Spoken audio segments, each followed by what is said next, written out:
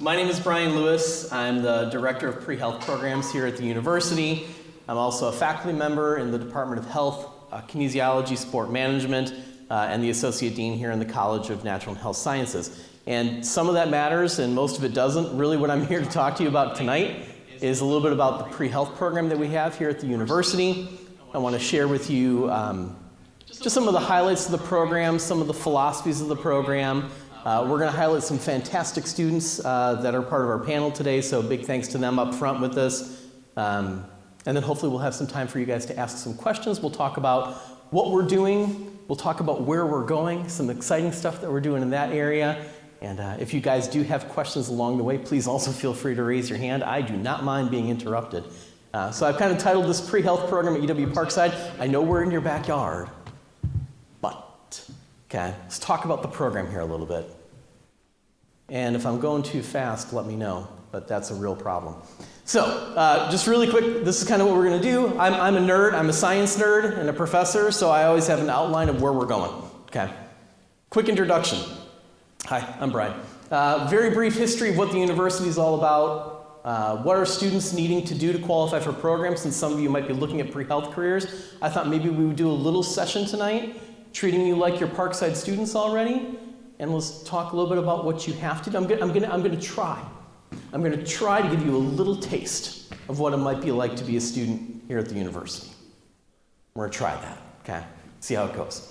And then we're going to talk a little bit about what our students have done.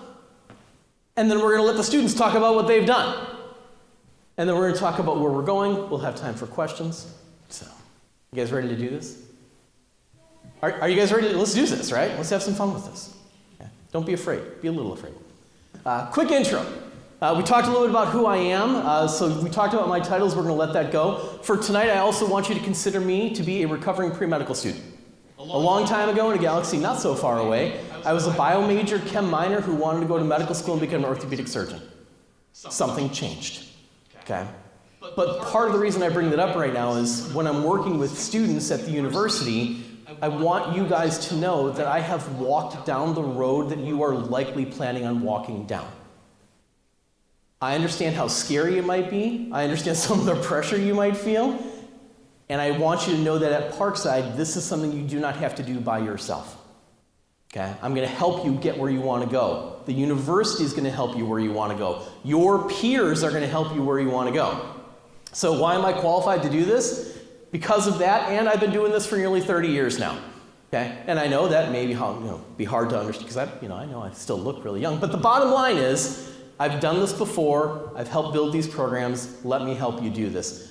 I always tell my students, you are the ones who have the keys to the car and you're driving to the destination. That's your job. I'm the guy in the seat next to you who has all the maps that can help you figure out how to get there. Okay? All right. Overall philosophy. So this is big, right? What do you need to do to be a successful student, to be a competitive candidate to get into professional programs? Here's one of the keys for that. If this is what you want to do, then are you getting into these programs? The answer to that question is already yes. It's already yes. You're going to do this. It's not a question of are you going to become a physician? Are you going to become a pharmacist? Are you going to become a dentist? It's yes. If you want it bad enough and it's something that you really believe in, then you are going to get there. That's the mindset. It's just a question, I'm okay. It's just a question of how are you getting there? When are you getting there? And where are you going? But you have to believe that what you are planning on doing is possible. And if you've got that, you've got everything you need. So that's just the general overall philosophy that I have with this. Now let's get a little more specific. I'm going in the wrong direction.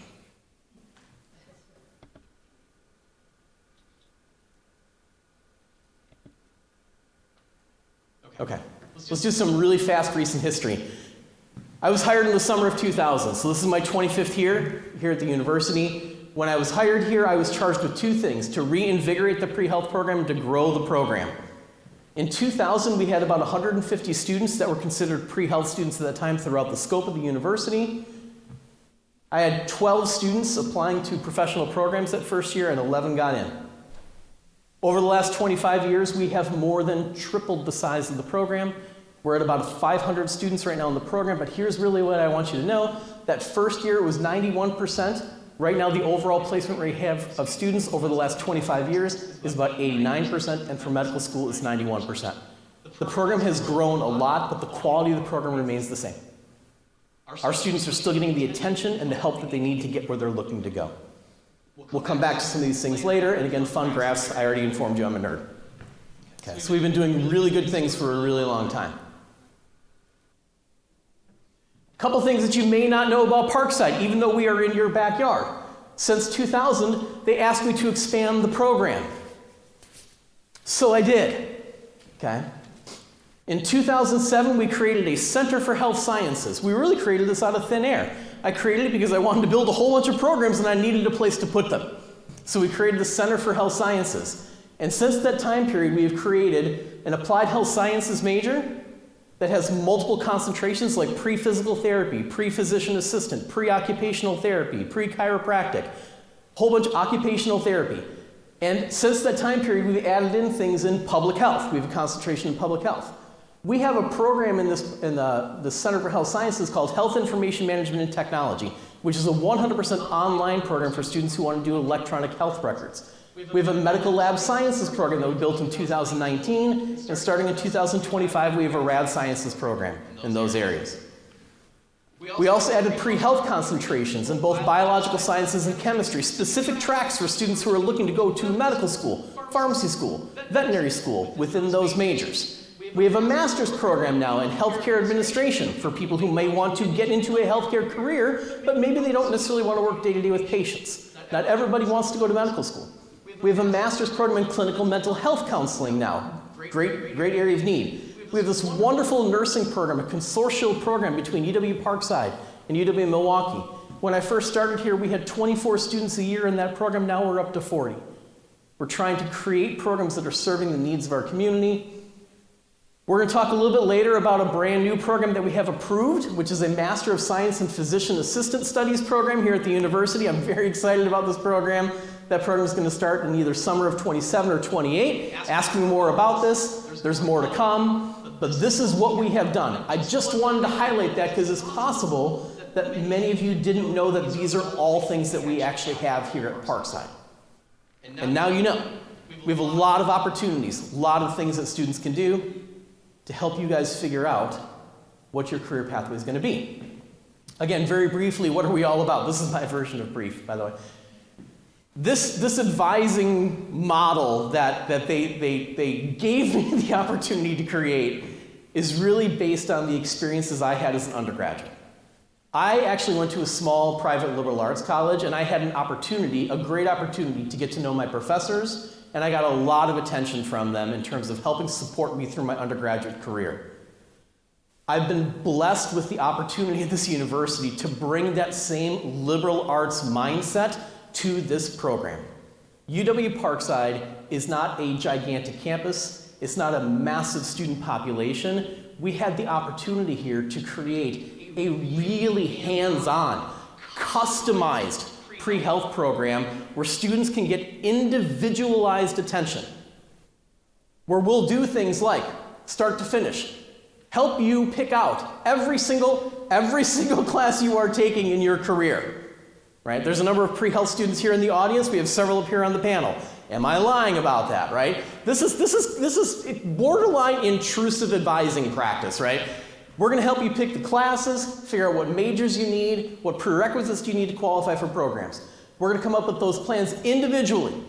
We're going to help you get the experiences you need to qualify for programs in terms of internships and shadowing experiences. You're going to get application support. You will have faculty and staff that are going to help you write your essays. They're going to help you fill out the application. They will help you select schools. Right? They will encourage you to dream big and to do things that seem really crazy, like getting into pharmacy school, applying after your first year of pharmacy school and having that happen. Test preparation, interview preparation, support, support, support. This is about, again, creating a program that gives you guys the help you need to help you be competitive candidates for programs, not just qualified. There's a difference between being a qualified candidate and being a competitive candidate. If you guys are looking at professional health programs, my guess is it's your hope to try to get in.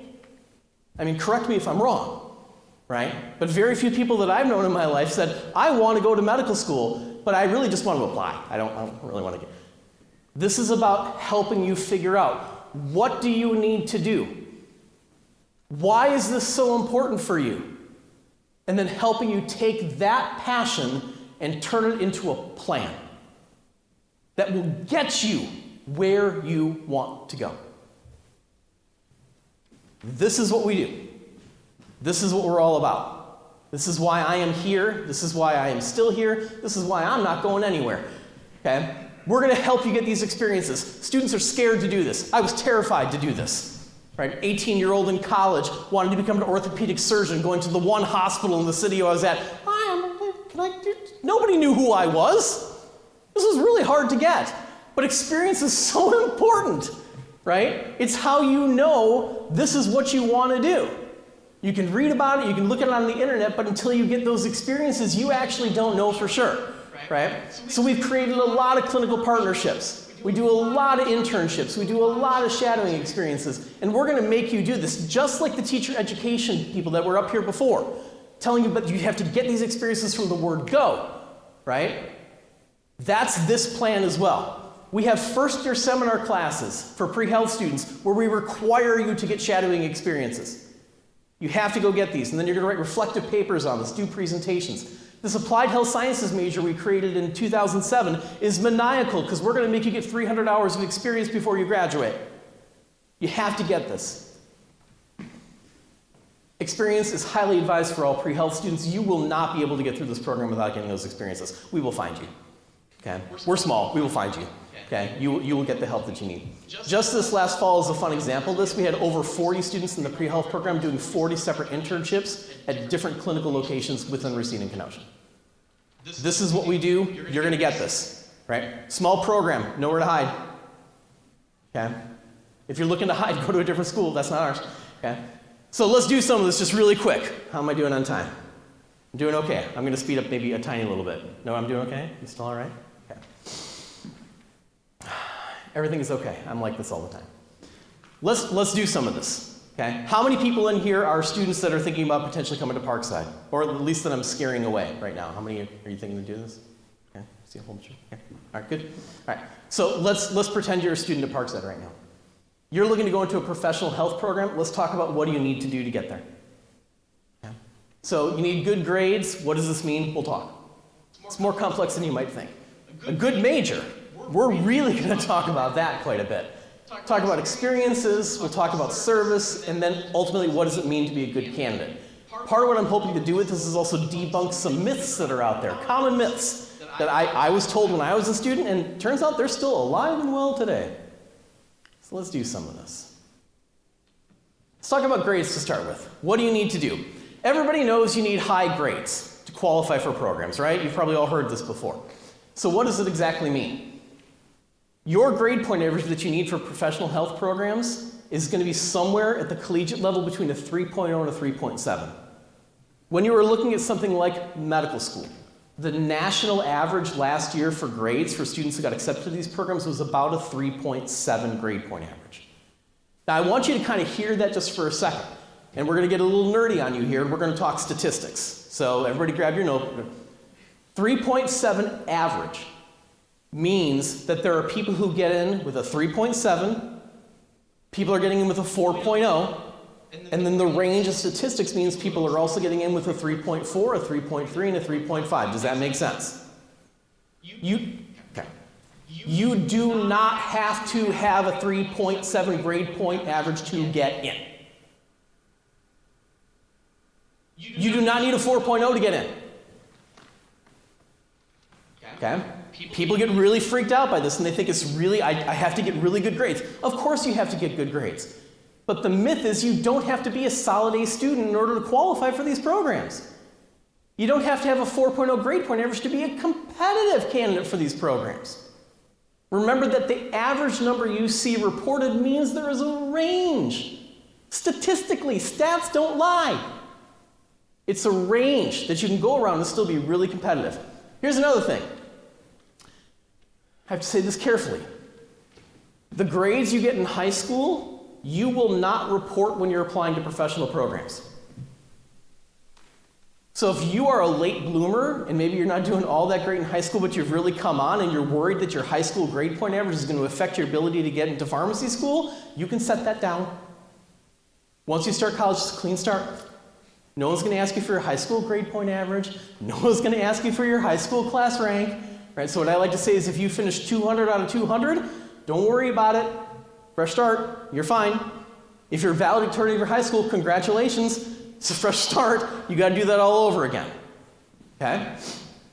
So your grade point average is only what you have done while you were in college. Okay? Clean start. They're going to look at your grade point average when you're applying to professional programs a whole bunch of different ways. Now, I'm not going to go deeply into weeds here, but they're going to look at your science classes versus your other classes. They're going to weigh how you've done in later years more than you've done in your first couple of years. They look for trends, right? There's a lot of different ways to get to a 3.5, which is a fantastic grade point average when you're applying to programs. You can have a 3.5 all the way. Well done.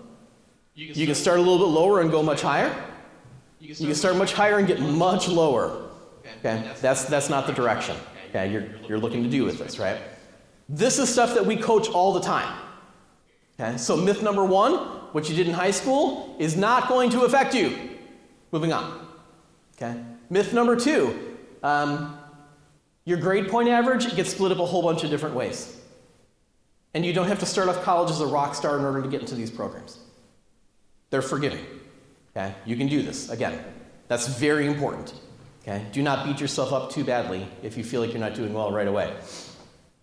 This is from last fall, just a quick average with this, and I'm happy to share PowerPoints with anybody. These are the average grade point average nationally of students who got accepted to different programs over the last year. Okay? So when you look at medical school MD, that was a 3.79. You also have another program called osteopathic medical school, and that was a 3.6. That's how I'm coming up with a 3.7. There are two different ways to become a physician in this country. One of them is MD, medical school, allopathic programs. The other one is DO, osteopathic medicine. Those are both valid career pathways, and you can do any careers in medicine with either one of those. If this is news to you, grab my card, come talk to me. Okay, there's a lot of different ways to get into these types of programs, right? So these are all, again, high grade point average, but remember what I just told you about average. It's a range around that. So if the average GPA, if anybody's looking to go, let's pick on one. Physician assistant programs, because I know there's a couple of people who might be interested in that. National average last year was a 3.6. Does that mean, audience interaction time, does that mean you have to have a 3.6 to get in? No. Does it mean you have, thank you. Okay, does that mean you have to have a 4.0 to get in? No. Does it mean if you have a 3.4 grade point average, you're probably going to be pretty competitive for those programs? Yep. Yep. Stats don't lie. It's the truth. I don't lie to any of my students, right? It's the truth. Okay? These are myths that get built up in people's heads, and I had them too. Okay? You can get where you're looking to go. Of course it's going to be hard. Of course it's going to be challenging. It's going to be okay. Okay? All right. And so again, myth number 3. It's not as hard as you think. It's still hard. Okay? Right? You can't have a 2.0 grade point average and get into programs, but we'll talk about that. Let's get into the next thing. This is a big myth. What major should you have? Boy, do I like talking about this one. Okay? You can see the screen, so it's going to make the illusion not as fun. Okay? But a lot of people, myself included, thought that you had to major in the sciences in order to be a really competitive candidate for programs. So I'm just going to show you this. This is from this organization called AAMC. I'm going to encourage you not to believe me with this and look it up. AAMC is the National Clearinghouse for data on students who are applying to medical school in the country. In 2021, this is a list of the majors and what percentage of the students who had that major who got into professional programs. I would like to point out the first one. I know Dean Walker is in the room, right? That in 2021, the top major in terms of percent of students who got accepted to medical school were majors in the arts and humanities. 44% of those students had that degree and got into medical school. Just for fun, let's take a look at biology. which is the traditional major that a lot of students choose. That was 36%. Let's go even further. Let's say you were a pre-med major. That was 35%. Now, I'm not making this up, and I'm not lying. So what does that mean? It means medical schools and professional health programs don't care. They don't care what your major is. Just to prove that, here's 2024. This just got released 2 weeks ago. Does it look relatively familiar? Okay. It doesn't mean that you should major in Spanish, and that's going to give you a better chance to get into medical school. It means if you love Spanish, then major in Spanish. Because they don't care. Yes, you're going to need the right prerequisite classes. Yes, you're going to need the right grades. Yes, you're going to need the experiences, all that stuff. But major in what you love. Major in what you have passion for. Part of my job is to make sure that you satisfy all the requirements you need for those programs. They care that you know who you are, that you are authentically yourself, and that you understand what you're doing, but more importantly, that you understand why. Does this make sense? Hope it makes sense.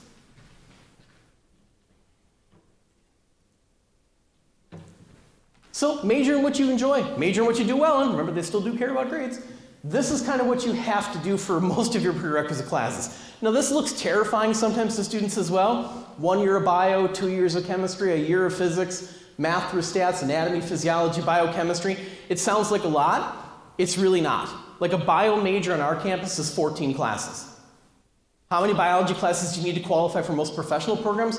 1, 2, 3, 4. 4.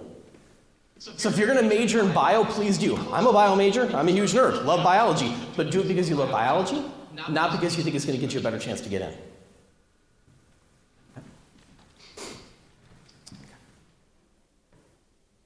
When you're looking at these prerequisites, AP and IB, it's supposed to be IB, not IP. I don't know what IP is on that. But those actually do qualify for professional programs. But the grades, remember, that you get in those AP classes in high school, those grades do not come forward. The credit can, but not the grades. Okay. Really quick on experience, absolutely you need experience. You need it for 3 basic reasons. The first one for me is the most important one, informational. To help you figure out, is this the right fit for you? That's number 1. Okay? You have to know, and the only way you know is by getting those experiences. Number 2, it's required for admissions committees, right? If you want to become a dentist, they want to know you shadowed a dentist. Okay, that, right? If you shadowed a pharmacist and you're looking to go to dental school, something didn't match, right? That makes sense, right? You're also going to need letters of recommendation. If you are asking a pharmacist for a letter of recommendation that you have never shadowed, I guarantee that will not be a great letter of recommendation. Okay, so put in the time. Put into it because it's important for you, because it's required, and because you're going to be asking people for letters. So make sure you do that as well. Okay. What type of experiences can you get? All these. Okay. We help you with all these at Parkside.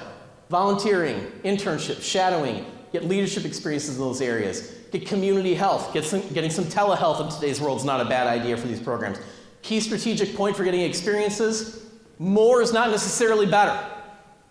You do need a certain number of hours of experience to qualify for programs. These schools, once you get past that number, do not care. It's about what you got out of that experience. It's about the moments that you have had with patients that have reinforced your passion, your desire for what you are looking to do. It's internal, not external. Get the experiences because they are important for you to get. I would argue fewer activities, more depth is better than more activities that are superficial. Get the experiences for you to help you be a better professional, to help you develop. We have a really good program in here. Oh, I'm running very late now. Okay, we have a really good program here. This is some of the statistics. They're kind of fun, right? Medical schools in the last 25 years, 191 people have applied, 175 have gotten in. There's your 91%. It's real. We're small, we're mighty. Okay, the students that we have who apply to programs are awesome candidates for these programs, right? You have to buy in. You have to do what I'm talking about here, and you have to do it for you. Our job is to help give you the support that you need to get there. Pharmacy school, same basic numbers, really good for pharmacy school. Physician assistant, 70%, sounds a little bit lower than the other ones. Last year, the national average, students who got into physician assistant programs was 27%. 27, ours is 70. Medical school, national average, about 44%. Ours is 91. We're a good program. We're a good program. Okay, it's hard. We're gonna work you. There's no hiding. Okay, we're a small campus. But if your goal is to get in somewhere, I know we're in your backyard.